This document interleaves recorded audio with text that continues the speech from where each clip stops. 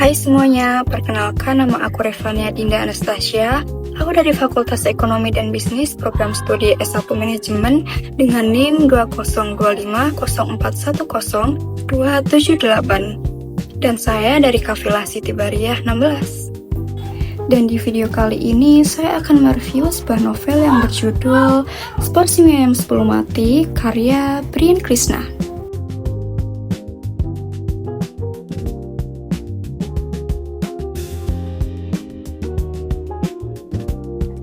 Ringkasan dari novel Seporsi Mie Ayam 10 Mati karya Brian Krishna bercerita tentang seorang pemuda bernama Damar yang harus menerima kenyataan pahit. Usianya tidak akan panjang karena divonis mengidap penyakit serius.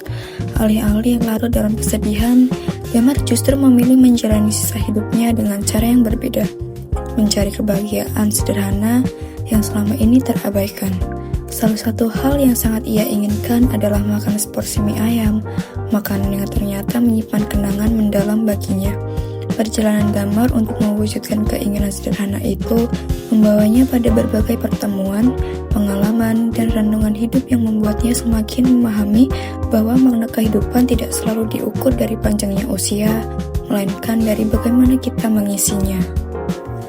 Pesan moral dan pembelajaran penting yang saya tangkap dari novel ini adalah bahwa hidup terlalu singkat untuk dihabiskan dengan penyesalan dan hal-hal yang tidak penting. Kebahagiaan sejati seringkali datang dari sesuatu yang sederhana, seperti seporsi mie ayam, bukan dari hal-hal yang mewah yang sering kita kejar. Buku ini juga mengajarkan saya bahwa setiap orang pasti punya mie ayamnya sendiri, simbol dari sesuatu yang tampak sepele tapi sebenarnya sangat berarti dalam hidup. Selain itu, novel ini juga menyadarkan saya akan pentingnya menghargai setiap momen, orang-orang terdekat, dan kenangan kecil karena kita tidak pernah tahu kapan waktu kita akan berakhir. Bagi saya, ini adalah pembelajaran berharga untuk lebih bersyukur, menjalani hidup dengan tulus, dan tidak menunda-nunda hal yang ingin dilakukan. Kelebihan novel ini ada pada gaya penulisan Brian Krishna yang sederhana, mengalir, dan mudah dipahami, sehingga pembaca dari berbagai kalangan bisa menikmatinya tanpa kesulitan. Ceritanya meskipun ringan, tapi penuh makna dan syarat renungan.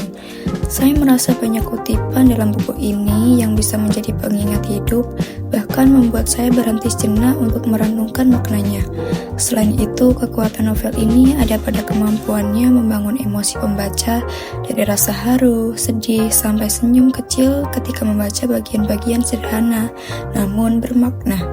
Judul yang unik juga menjadi daya tarik tersendiri karena langsung membuat penasaran sebelum membaca.